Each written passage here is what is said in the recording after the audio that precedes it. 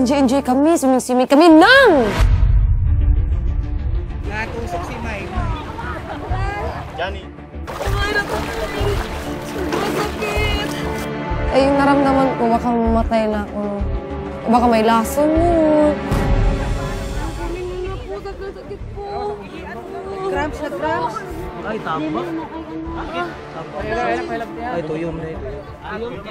Hindi po ito. Nandito pa. Nandiyan na kayo. Huwag po, masakit po, masakit. Buhangin sa buhangin. Siguro, masakit po talaga. Igano mo siya sa buhangin, sa buhangin. Sa bangin na, tapak mo lang sa bangin. Buhangin lang daw, May. Maniwala ka sa mga taga-kamig eh. Buhangin ito. Pakuskus mo. Sobrang sakit. Guys. Ay, sobrang sakit talaga. Unti-unti. Suka lang to eh. Sobrang sakit. Di na kuha yung $2. Sir, sandali na sir. Kuha natin pa sir, may suka doon sir. Suka. Okay na. Hindi, narinig ko yung suka. Ay, sorry. Yung narinig ko yung suka, sabi ko, may pag-asa pa!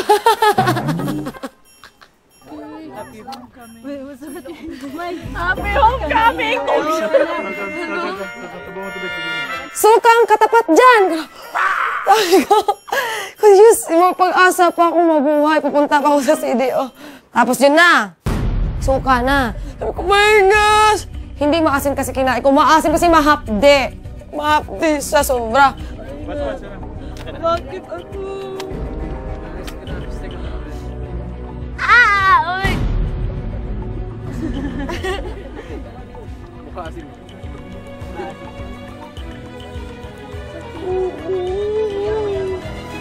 Tapos sobrang sigaw niya paglagay ng suka. Para siyang nanganganak talaga. Sige po. You're a hero! May lalabas na pare. Ate May, okay na. Ipapasalamat ako natunaw na't nawala. Pagkatapos doon, patuloy pa rin ako sa pagligo. Hello po. Nandito po kami sa White Island. Noon, pangarap ko lang to. At ngayon, nandito na kami. Kasi, kasabay ko to sa pangarap ko dito sa mga kaibigan ko. Kasi, yung nandun kami sa baybay, yung maitim na na hindi white sand siya ba, doon kami nangangarap. Doon kami nagkakwentuhan na mag-iipon kami, magpapayaman kami para lahat kami makapunta dito kasi sobrang mahal na dito ba. Tapos, ngayon, nandito na ako. Hindi lang ako, kasama ko pa ang housemate, kasama ko pang buong pamilya ko, at saka mga kaibigan ko! One, two, three, go! Pinakilala ko sila. Tapos best friend, di. Always best friend, marami na. Best friends na. Sabi ko, usapan namin yung mga kukulitan namin, kung paano kami nabubuan, paano kami nagtitripping. Tapos, kinuwento ko rin sa best friend ko sa Kamigin kung paano rin kami magkukulitan ni Agwa at ni Cases.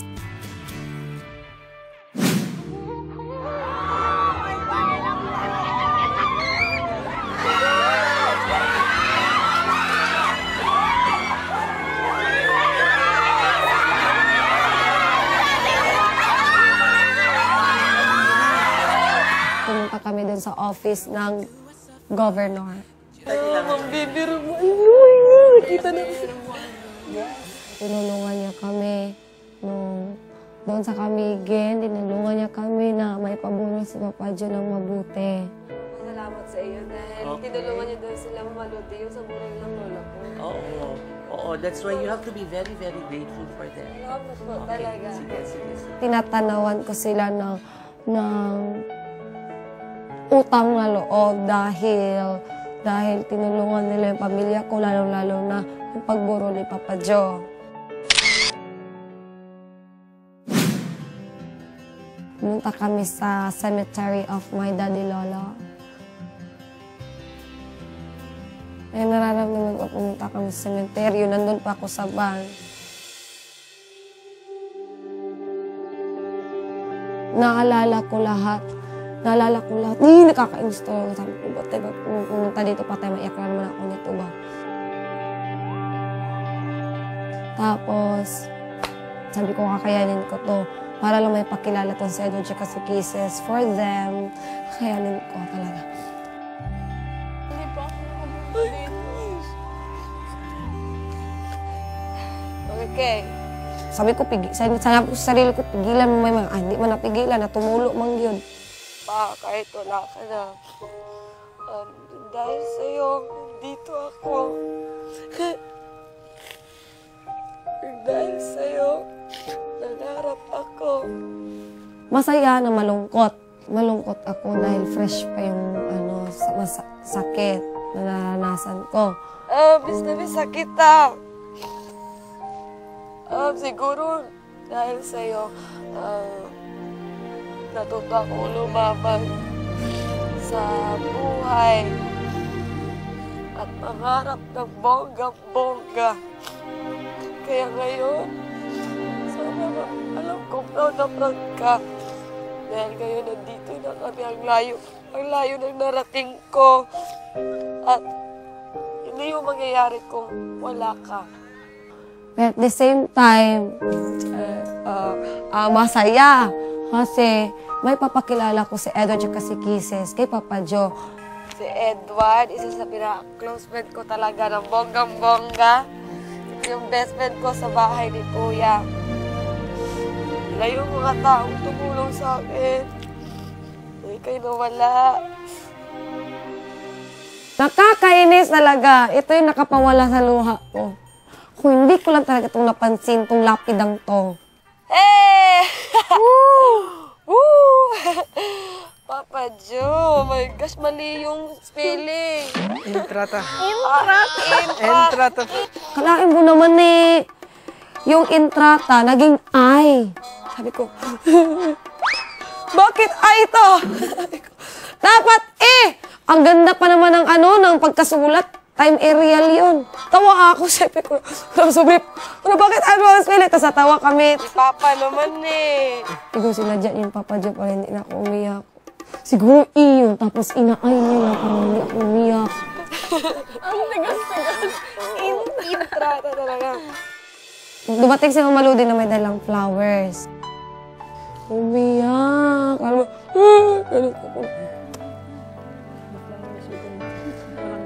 Hindi na napatawan mo si Mama Ludi, hindi naman ng paraan. Ay, siya, papatanawa sa spelling. Ano ba ni? Hindi naman ni. Entrata. I love you, Papa Joe.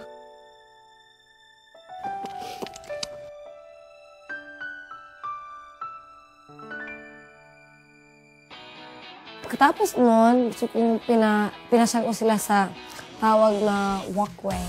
Na kung saan, every Holy Week, maraming tao doon. There is a 14 station so that you will feel the sacrifice of the Lord. Kisses! Edward! Alam niyo ba, every Holy Week, dito kami. Doon talaga sa tuktok talaga ng 14 station kung saan makikita mo ang buong Camiguin. Tapos, inaabot ko talaga hanggang sa dulo, hanggang sa 14 station. Oo, inaakyat po. Tapos sinabi ko, kaya niyo ba? Sabi na, kaya din namin. Ganito. Tara, punta tayo. Are you sure, Maymay? Sure ako. Hindi naman nakakapagod to. Hindi. Naabot ko nga dun hanggang dun eh. Kaya ko nga kaya niyo rin.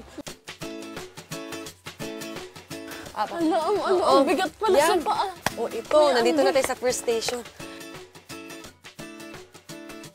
Sobrang kakachika ko. Yung aim natin is talaga makita yung buong Camiguin. Sige, fight. Naramdaman ko na yung mga paa ko. Wait lang ha. You guys alright? Ay, oo. Oo naman. Ay, oo naman. Grabe. Ako ba'y mapapagod na ko na to? 14 station. Oo. Tapos nahihilo na ako. Am I gonna have to carry you guys? First station na tayo. Oo, sige. Second. Di may ka na. Wait lang nga kasi nahihilo ako. Siguro kasi, nakakachika ko na wala yung energy ko. Piggyback. Bakit? Piggyback. Kayo, napagod kayo? Bakit gusto niyo nang bumalik? Hindi mo. Sabi ni Edward na, Need water? You wanna piggyback? masakit na yung paa ko eh. Yun, napagod siya. Tapos, to the rescue yung Prince Charming niya. Piggyback. There you go. Kaya pa? Yeah. Pwede ba kayo? Yeah, I'm good. O, tara. And then when he'll carry me, napapagod pa rin ako. Oh, sacrifice, ganyan yan. Sacrifice ka lang, Edward. Kasi normal lang, ganito magpigibang tayo. Kakichika ko pa rin, kakadaldal ko pa rin. Sabi ko, ba't para akong hiningil? Pero... Kisses, my foot hurts. You're gonna have to carry us both. Sakit na nga, Edward. Sakit lang, ha? Parang hindi ko na kaya. You right, Mama? Guys, hindi ko na kaya, guys. Sabi ko, pwede next time na lang tayo pumunta nun kasi sobrang mapapabot tayo ng siyam-siyam. O tara guys, punta na tayo. Balik tayo. Mga next year na lang. Okay? Sige, next year. Okay? Tara. Mama, I'm tired. Carry me. Tara. Tara. Ay, no, hindi. May, no. Wag na. Napaisip ako, saan ko kaya sila dadalhin? Yung maganda. Sabi ko, punta lang tayo din sa Sunken Cemetery. Kung saan isa sa mga pinakasikat na mga dinadayo ng mga turista. Yung pinaka-best spot na makita mo yung sunset doon.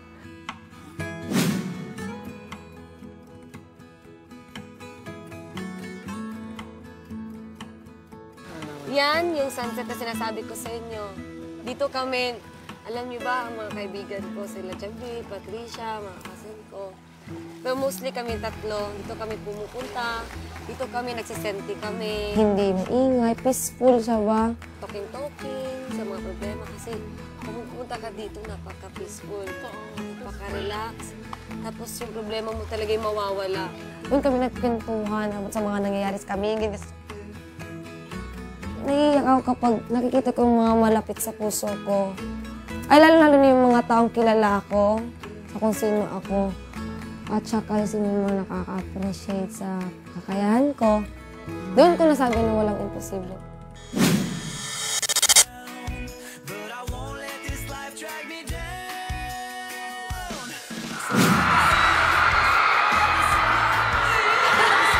Salamat kayo sa iyong sumunod ako.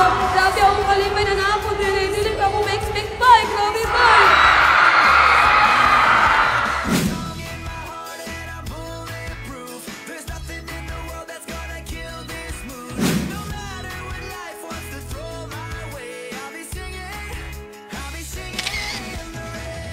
Oh, are you guys excited? Yeah, let's go!